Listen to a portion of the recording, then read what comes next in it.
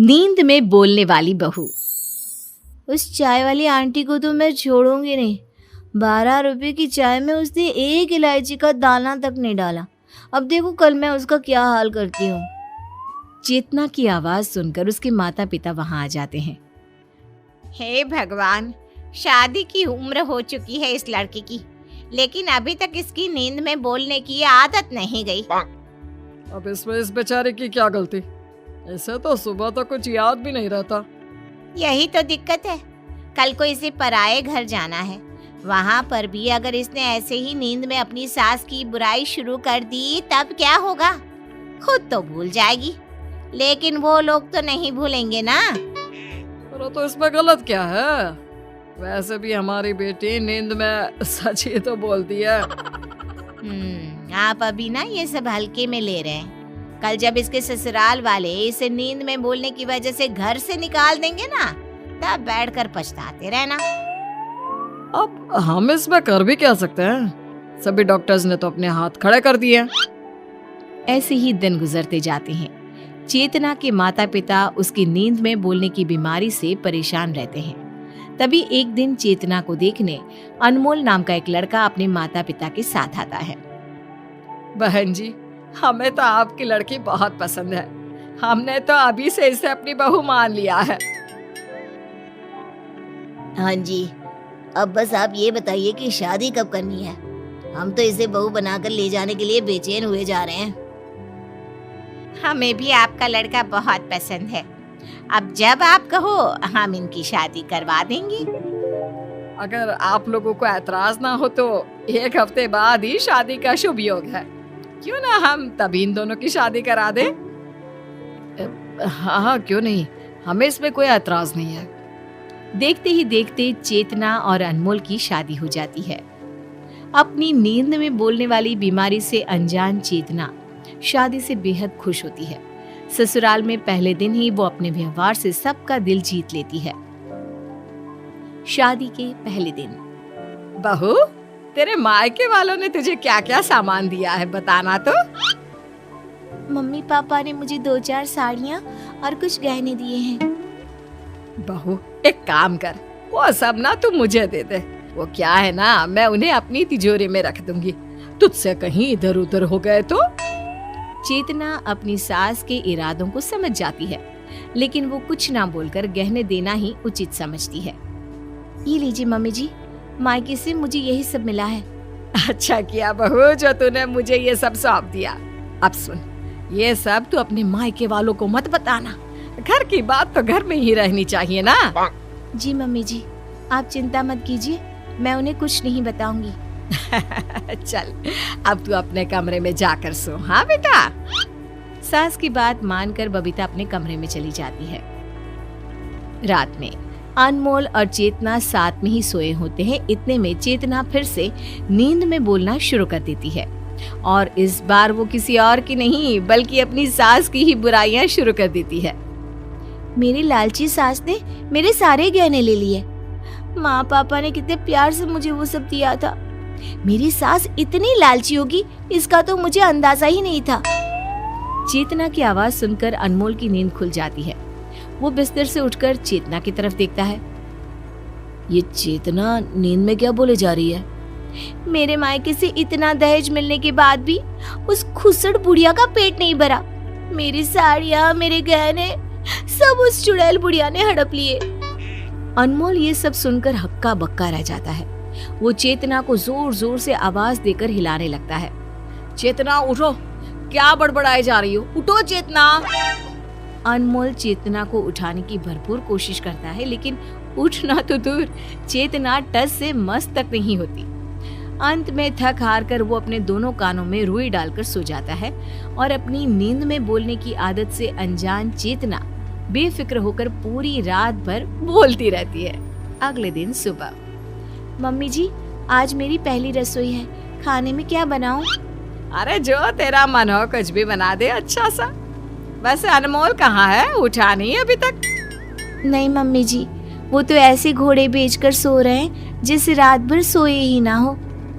इतना कहकर चेतना रसोई में खाना बनाने के लिए चली जाती है। थोड़ी देर में अनमोल भी उठकर बाहर आ जाता है। अरे क्या हुआ अनमोल, इतनी देर तक तो तू कभी सोया नहीं, फिर आज कैसे इतनी देर तक सोता रह गया? अब क्या बताऊं माँ, पूरी रात चेतना ने सोने ही नहीं दिया। वो रात भर। इससे आगे कि अनमोल कुछ कहता उससे पहले ही दुष्यंत बोल उठता है। ये सब बातें कौन बताता है नालायक? अरे पापा, पहले मेरी पूरी बात तो सुन लो। आप जिसे अपनी बहू बनाकर घर लाए हो ना, वो कल पूरी रात नींद में आप लोगों को गालियां दे रही थी। गालियां? लेकिन क्यों? अरे वो सब तो आप माँ से ही पूछो। इन्होंने बेचारी के सारे गहने जो ले लिए थे, तो नींद में वो गाली ही देगी ना इन्हें। अब काम भी तो ऐसा ही किया है इन्होंने। हाँ? अरे तो मैंने कौन सा बहू से जबरदस्ती गहने मांगे थे? अरे वो तो मैंने सोचा कि जब मैं अपने गहने तिजोरी में संभाल रही हूँ तो बहू से भी पूछ लेती हूँ। बबीता की बात अभी पूरी ही हुई थी कि तभी वहाँ चेतना सभी के लिए खीर लेकर आ जाती है। ये लीजिए मम्मी जी, मैंने आप सबके लिए खीर बनाई है। वाह चेतना, ये सही है। कभी शोला तो कभी शबनम। क्या मतलब? मतलब ये कि कल रात भर तो तुम मम्मी को गालियां दे रही थी, कोस रही थी, और अब ऐसे खीर खिला रही हो जैसा तुम इनसे कितना प्यार करती होगी। ये आप क्या कह रहे हैं? मुझे कुछ समझ में नहीं आ रहा। मेरा बेटा बोल रहा है कि कल पूरी रात तुम मुझे गालियां दे रही थी। क्या ये सच है बहू? मम्मी जी, भला मैं आपको गालियां क्यों दूंगी? ऐसा तो मैं सपने में भी नहीं सोच सकती। सपने में ही कल तुम पूरी रात माँ को गालियां दिए जा रही थी। कभी खुसट तो कभी चुड़ैल बुढ़िया बोल रही थी मेरी माँ को। क्या बहू, तुझे मैं चुड़ैल दिखाई देती हूँ? और किस एंगल से मैं तुझे बुढ़िया दिखाई दे रही हूँ, जरा बताना तो। मम्मी जी, मेरा यकीन कीजिए, मुझे कुछ याद नहीं है। इतने में चेतना रोने लग जाती है। चेतना को रोता देख सभी उसे माफ कर देते हैं और हंसी खुशी बैठकर उसके हाथ की खीर खाने लगते हैं। रात में सबके पति देवता होते हैं, लेकिन मेरा पति देवता नहीं, राक्षस है, राक्षस। मन तो करता है उन्हें कच्चा चबा जाऊं। चेतना की खुसुर पुसुर की आवाज सुनकर अनमोल फिर से उठ जाता है और उसकी बातें सुनकर डर से कांपने लगता है। ये चेतना क्या बोल रही है? अभी मुझे एक दिन नहीं हुआ यहाँ आए और उस चिरकुट ने मम्मी जी से मेरी चुगली कर दी। ऐसे पति तो भगवान दुश्मन को भी ना दे जैसा मुझे दिया है। मन तो कर रहा था उनकी खीर में चीनी की जगह जहर मिला दूं। चेतना की बातों से अनमोल के पसीने छूटने लगते हैं। उसे कुछ समझ में नहीं आता कि अब वो क्या करे। वो चुपचाप बिस्तर की दूसरी साइड चद्दर से मुंह ढककर सो जाता है। अगले दिन, बहू, ये अनमोल को आजकल क्या हो गया है? सुबह के 10 बज चुके हैं, लेकिन ये लड़का अभी तक उठा नहीं। जरूर मेरे खिलाफ कोई नई कहानी सोच रहे होंगे। आप उनकी टेंशन छोड़ दीजिए पापा जी, मैं आपके लिए गर्मा गर्म चाय बनाकर लाती हूँ। इतना कहकर चेतना रसोई में जा रही होती है कि तभी वहाँ अनमोल आ जाता है। चेतना को देखते ही अनमोल थर थर कांपने लगता है। इससे पहले कि चेतना कुछ समझ पाती, अनमोल झट से उससे 2 हाथ की दूरी पर खड़ा हो जाता है। अब इन्हें क्या हो गया? खैर, मुझे क्या। चेतना उसे नजरअंदाज करते हुए रसोई की ओर चली जाती है। क्यों बे नालायक, शादी क्या हो गई? इस घर का नियम भूल गया क्या? 10 बजे सोकर कौन उठता है? आपको बताकर क्या फायदा है? मेरी बात पर तो आपको यकीन होगा नहीं। दुष्यंत कुछ कहता, इससे पहले ही चेतना सबके लिए चाय बनाकर ले आती है। मुझे नहीं पीनी चाय।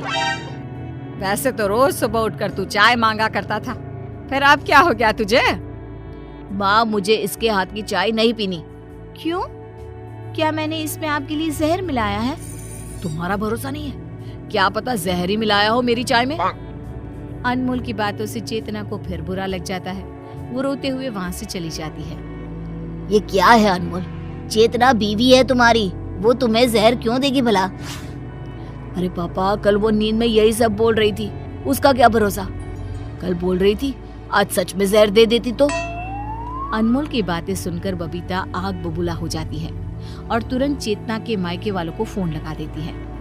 नमस्कार बहन जी। नमस्कार बबीता जी, सब ठीक है ना?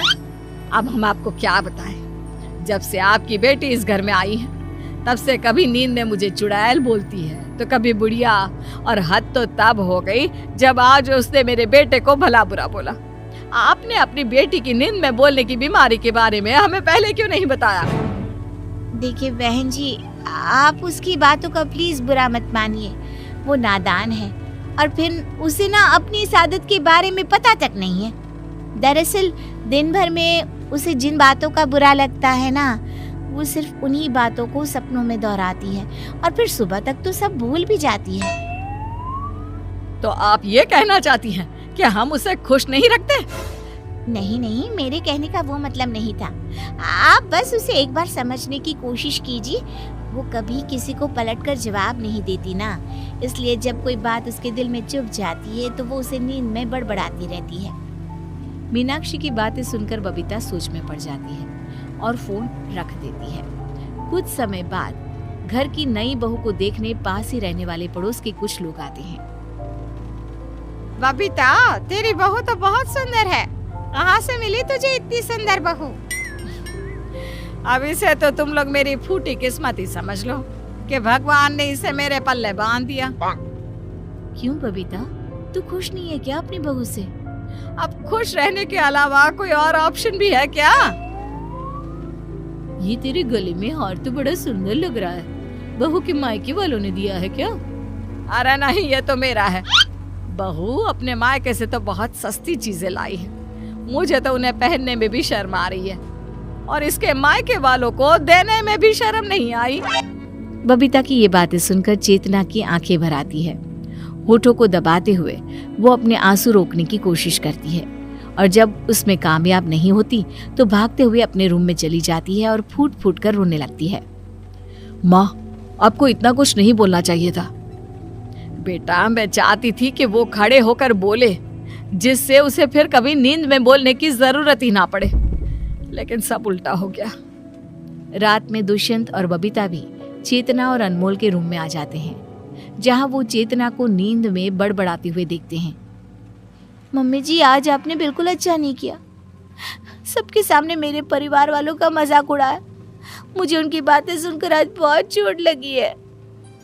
देखा माँ, चेतना को कितना बुरा लगा है।